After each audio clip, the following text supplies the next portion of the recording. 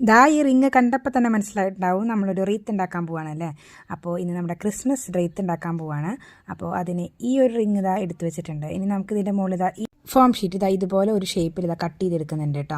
അപ്പോൾ സെമി ഒരു ആർച്ച് പോലെയൊക്കെ കട്ട് ചെയ്തെടുക്കുന്നുണ്ട്. ഇനി ഇതിൻ്റെ മുകളിൽ നമുക്ക് കുറച്ച് റെഡ് ഫ്ലവേഴ്സ് പോലെ വേണം. അപ്പോൾ ഇതാ ഈ ഒരു കവർ നമ്മളിതാ മുറിച്ചെടുക്കുന്നുണ്ട് കേട്ടോ. അപ്പോൾ ആക്സസറീസൊക്കെ വാങ്ങുമ്പോൾ നമുക്ക് ഇതുപോലത്തെ അടിപൊളി റെഡ് കവേഴ്സൊക്കെ കിട്ടിക്കഴിഞ്ഞാൽ ഒട്ടും കളയണ്ട. അപ്പോൾ ഇതുപോലെ ഇതാ അങ്ങനെ നീളനെ കട്ട് ചെയ്തുകൊണ്ട് കുഞ്ഞു കുഞ്ഞേ സ്ക്വയർ പീസസൊക്കെ ആയിട്ട് മുറിച്ചെടുത്തിട്ടുണ്ട്. ഇനി നമ്മളിതാ ഇതിൻ്റെ മുകളിൽ ഒട്ടിച്ച് കൊടുക്കാൻ പോവാണ്. ഞാൻ നോക്കിയപ്പോൾ ഒട്ടിച്ചിട്ട് കറക്റ്റായിട്ട് നിൽക്കുന്നത് തോന്നിയില്ല. അപ്പോൾ പിന്നെ തുന്നിയെടുക്കാമെന്ന് വിചാരിച്ചു.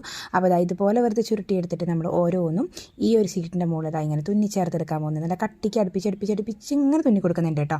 അപ്പോൾ ഓരോ ഐറ്റംസ് ഇതാ ക്രിസ്മസിന് നമ്മൾ ഒരുക്കി കഴിഞ്ഞപ്പോൾ പിന്നെയാണ് കേട്ടോ ഈ റീത്തിൻ്റെ കാര്യം ഓർമ്മ വന്നത്. കഴിഞ്ഞ പ്രാവശ്യം നമ്മൾ നല്ല ഗ്ലോ ചെയ്യുന്ന ഒരു റീത്ത് ഉണ്ടാക്കിയിട്ടുണ്ടായിരുന്നു നമ്മുടെ ലാമ്പ് ഉപയോഗിച്ചിട്ട്. അപ്പോൾ ഇപ്രാവശ്യം കുറച്ച് വെറൈറ്റിക്ക് വേറൊരു സാധാ ഒരു സിമ്പിളായിട്ടുള്ള റീത്താവാന്ന് വിചാരിച്ചു. അപ്പോൾ അത് കഴിഞ്ഞ് ഇതാ ഫ്ലവേഴ്സ് പോലെ ആയിട്ടുണ്ട്. പിന്നെ നമ്മൾ കട്ട് ചെയ്തിട്ട് ഇതാ ഒരുമിച്ചാക്കി കൊടുക്കുന്നുണ്ട്. പിന്നെ നമ്മളിത് അതിൻ്റെ അടിഭാഗത്ത് ഇങ്ങനെ ഒട്ടിച്ച് കൊടുക്കുന്നുണ്ട് കേട്ടോ. അപ്പോൾ ഇതൊക്കെ ചെയ്യാൻ വളരെ സിമ്പിളാണ് കേട്ടോ. കവറോ അല്ലെങ്കിൽ യൂസ്ഡ് ആയിട്ടുള്ള പ്ലാസ്റ്റിക് കവേഴ്സ് ഉണ്ടെങ്കിൽ ഇതാ ഇതുപോലെ നമുക്ക് കോർത്തെടുത്തിട്ട് റീത്ത് ഉണ്ടാക്കാം കേട്ടോ. അപ്പോൾ ഇതാ ഇങ്ങനെ ഒട്ടിച്ച് കഴിഞ്ഞിട്ടുണ്ട്. ഇനി ഇതിൻ്റെ ഉള്ളിലേക്ക് ഇതാ സിമ്പിളായിട്ട് നമ്മൾ മുന്നേ ഒരു ക്രിസ്മസ് ട്രീ ഉണ്ടാക്കിയപ്പോൾ ബാക്കി ഉണ്ടായിരുന്ന ഒരു ചെറിയ പീസ് ഉണ്ടായിരുന്നു. കറക്റ്റായിട്ട് ഇതിലേക്ക് പാകമായി. അപ്പോൾ നമ്മളിതാ ഇതിൻ്റെ മുകളിൽ ഇങ്ങനെ വെച്ച് കൊടുത്തിട്ടുണ്ട്. ഇങ്ങനെയാണ് നമ്മൾ എന്തെങ്കിലും ഉണ്ടാക്കാനായിട്ട് വിചാരിച്ചാൽ മാത്രം മതി. പിന്നെ ഐറ്റംസൊക്കെ താനെ കയ്യിൽ കിട്ടിക്കോളും. അപ്പോൾ ഇതാ ഇതുപോലെ ആയി കഴിഞ്ഞിട്ട് ഇനി ഒരു ക്രിസ്മസ് പപ്പ, ഒരു ബെല്ല് വേണം, പിന്നെ ഒരു ബോ വേണം. ഇത്ര ആയി കഴിഞ്ഞാൽ നമുക്ക് റീത്ത് റെഡിയാക്കാനായിട്ട് പറ്റും. അപ്പോൾ എവിടുന്നോ തപ്പിയപ്പോൾ ഇതാ ഒരു മണി കിട്ടി. അപ്പോൾ നമ്മുടെ കയ്യിലുണ്ടായിരുന്ന ഈ പുതിയ ക്രിസ്മസ് പപ്പേനെ ഇതിൻ്റെ ഉള്ളിലേക്ക് ഇതാ തൂക്കി കൊടുക്കുന്നുണ്ട്.